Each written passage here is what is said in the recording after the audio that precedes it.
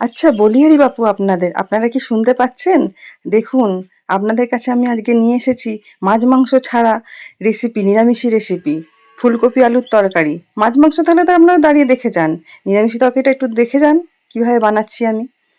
প্রথমে কড়াইয়ের মধ্যে সর্ষের তেল দিলাম, দিয়ে বেগুনের কপির টুকরোগুলো একে একে আমি ছেড়ে দিলাম, দিয়ে নুন হলুদ দিয়ে আমি ভেজে নিলাম টুকরোগুলোকে। ভেজে নিয়ে তারপরে কড়াইয়ের মধ্যে তেল দিলাম, গোটা জিরে শুকনো লঙ্কা দিলাম, তেজপাতা ছিল না বলে দিতে পারিনি, আপনারা দিতে পারেন চাইলে।